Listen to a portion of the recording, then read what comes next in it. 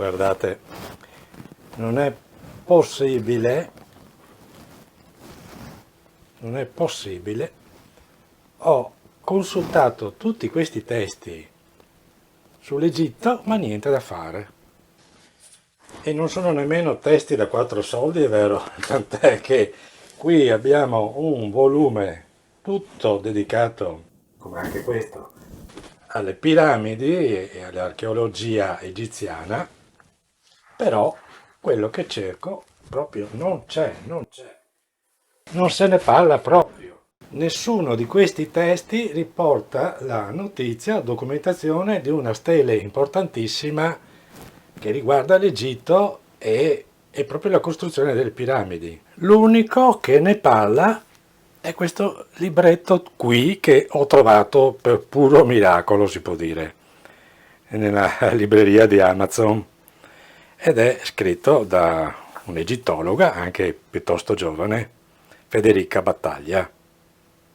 E benvenuti quindi in questo nuovo video di Centro Studi 55, nel quale ovviamente parlerò proprio di piramidi. E come promesso nell'ultimo video, nel quale parlavo delle false promesse dell'egittologo Hawass in merito a una presunta apertura di porte segrete nella Grande Piramide, e questo video lo troverete qui nel link, oggi torniamo a parlare della Grande Piramide di Cheope e precisamente di alcuni dettagli per capire qualcosa di più su questa misteriosa piramide.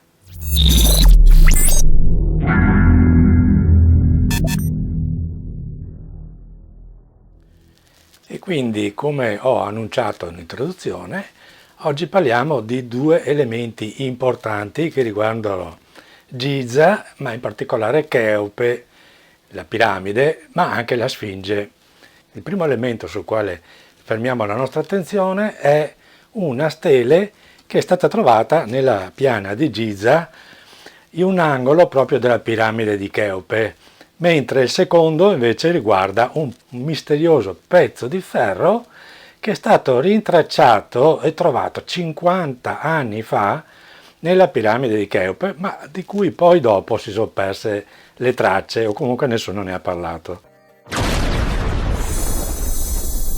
Prima però di entrare nell'argomento, ecco, permettetemi di chiedervi un supporto per questo canale, perché per fare questo tipo di ricerca vi assicuro ci abbiamo veramente messo tanto impegno e tanto tempo, quindi ci farebbe grande piacere se ci mettete un like, se magari anche commentate e ci raccontate cosa ne pensate di quello che poi andremo a dire, e magari anche una bella iscrizione se ancora non siete iscritti a questo canale, così sarete certi di non perdere i prossimi contenuti, i prossimi video che faremo su questi argomenti.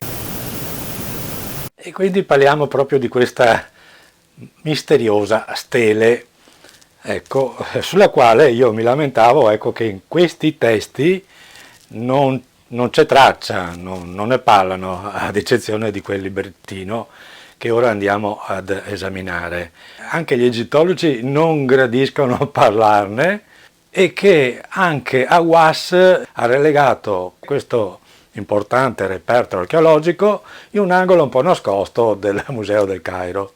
Ma cosa ci avrà di così importante e fastidioso questo reperto? Come sapete, la Sfinge viene attribuita al faraone Chefren. Ebbene, a un'analisi di questa stele e di quello che ci viene raccontato, sembrerebbe che questa ipotesi possa essere messa in seria discussione.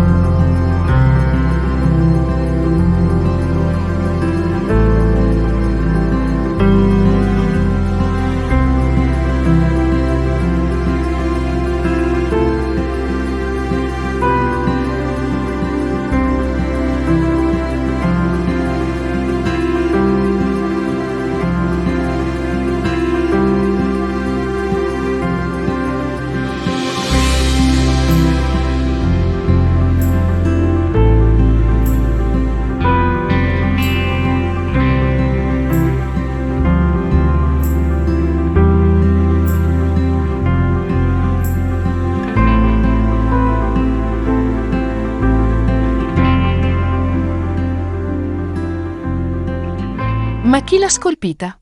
In conformità ad un'analisi di allo stile di compilazione dei geroglifici, oggi si tenderebbe ad attribuire la stele ad una dinastia successiva alla XV. Il testo del reperto, seppur compilato nel Nuovo Regno, si riferisce invece agli avvenimenti descritti prima, e cioè nel periodo della quarta dinastia di Cheope e famiglia. Tale anacronismo ha portato gli studiosi ad etichettare la stele come un falso privo di importanza storica. È chiaro che questa argomentazione non possa soddisfare del tutto, dato che la funzione della stele era probabilmente proprio quella di rimpiazzare una lapide più vecchia andata in rovina, evitando così che gli avvenimenti remoti del tempo di Cheope cadessero per sempre nella dimenticanza. E quindi, perché considerarla un falso in toto? Gli argomenti di critica sono piuttosto pretestuosi. Ad esempio, si dice che la piccola piramide forse non fa parte del periodo di Cheope solo perché è disallineata a quella più grande. Però ci sono soli 50 centimetri di differenza. Poi si dice che molto difficilmente all'epoca di Cheope esistesse già un diffuso culto di Iside. E nel racconto di questo dettaglio nel libretto della signorina Battaglia io ho trovato una forte contraddizione. Infatti, in altre pagine del testo riconosce che il nome di Iside associato ad Osiride si ritrova scolpito in diversi sarcofagi dell'antico regno. Ma torniamo a quanto racconta la stele. Anzitutto va sottolineato che nel testo geroglifico Iside viene detta o signora delle piramidi, elemento che si aggiunge alla descrizione della piana di Giza che è chiamata Rosetau che significa restao, cioè restaurazione, e Horus così come anche Osiride era il signore di Rosetau, figlio di Iside.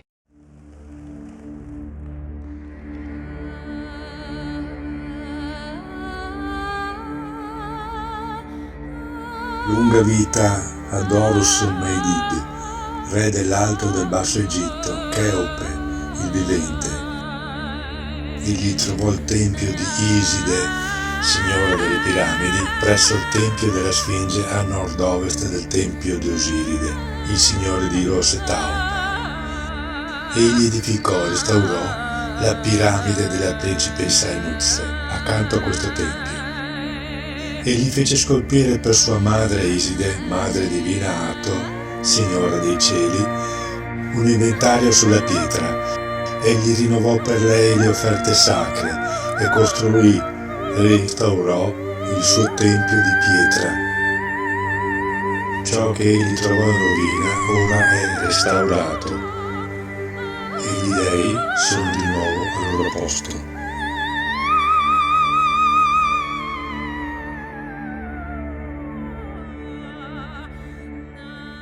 Comunque sia, gli egittologi moderni contestano la valutazione originale sull'autenticità della stele eseguita prima da Mariette e poi da Maspero, mentre invece l'altro grande egittologo Petrie definisce il reperto di nessun valore perché lo ritiene una semplice decorazione, cioè un falso realizzato ad arte dai sacerdoti di Iside di una dinastia almeno 1000 anni più recente rispetto a Cheope, per millantare l'origine millenaria del tempio di Iside ed attrarre così i fedeli. Ma allora su questo argomento spinoso della stele come possiamo concludere? Se dobbiamo dar credito a quello che è scritto nei geroglifici, la grande piramide e anche la Sfinge erano già esistenti al tempo di Cheope, ma questa conclusione ovviamente è negatissima dagli egittologi ortodossi. Pertanto questa stele è un falso semplicemente sul fatto che i geroglifici hanno un'ortografia un po' strana. Perché nessuno osa mettere in dubbio la falsità dei cartigli di Cheope che sono stati trovati dentro la grande piramide e che quelli sì sono pieni zeppi di stranezze e di errori? E vorrei anche aggiungere a questo proposito quello che dice la stessa autrice di questo testo, la signorina Battaglia, quando ammette che alcuni studiosi di sua conoscenza e che avevano delle tesi opposte, alla fine si sono allineati alla ortodossia corrente per non perdere il posto di lavoro. In quanto al mio parere personale, ecco, io posso dire che sposo completamente la tesi di un altro studioso, Franco Brussino, che si può trovare nel suo sito Egittologia. Lui cosa dice? Lui dice semplicemente che anche fossero vere tutte queste tesi dell'iscrizione tardiva, eccetera, eccetera, perché non ammettere che se i sacerdoti avessero voluto fare un falso, avrebbero potuto anche imitare lo stile ortografico degli scribi dell'antico regno, e lo potevano fare sicuramente perché ne avevano le capacità. Quindi per lui è fuori di discussione che Cheope ristrutturò la Sfinge perché questa era già preesistente. E veniamo ora alla seconda parte di questo video.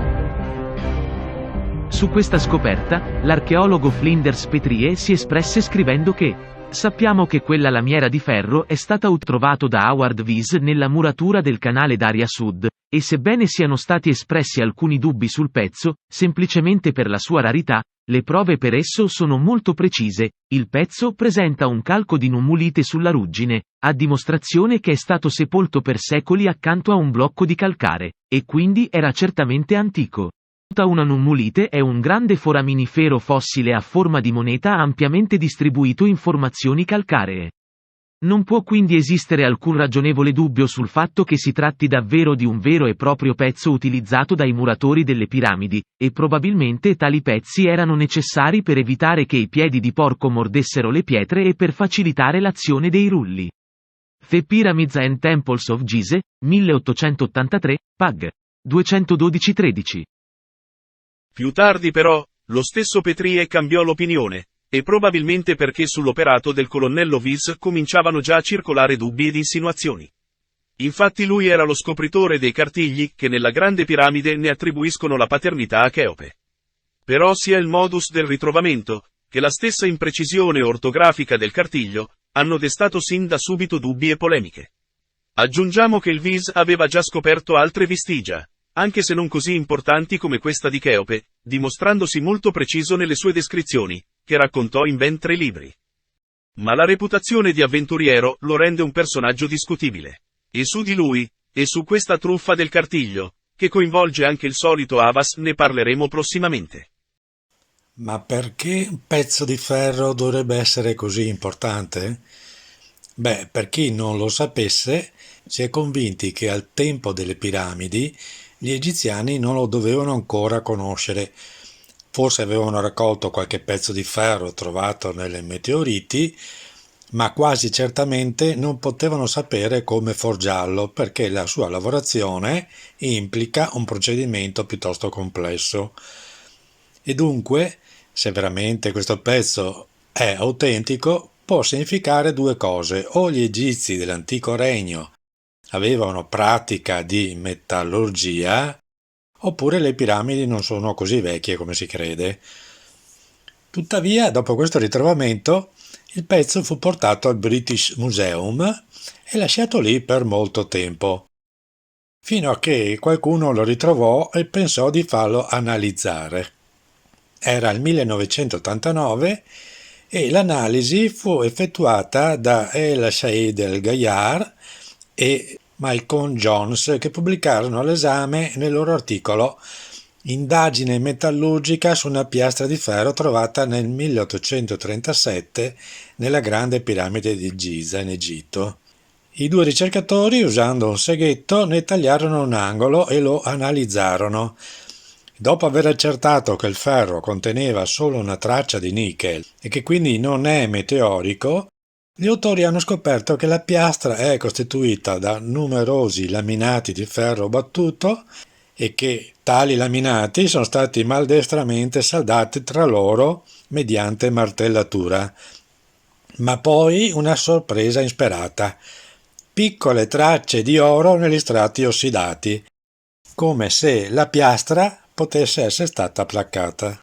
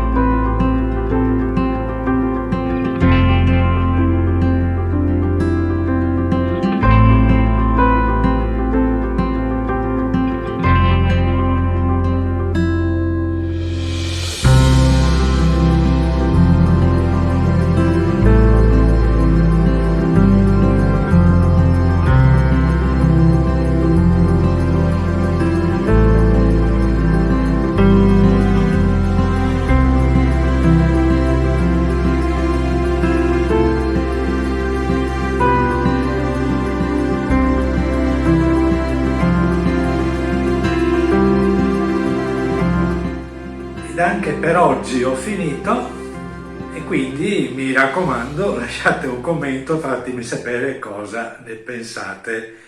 Grazie ancora per la visione e alla prossima.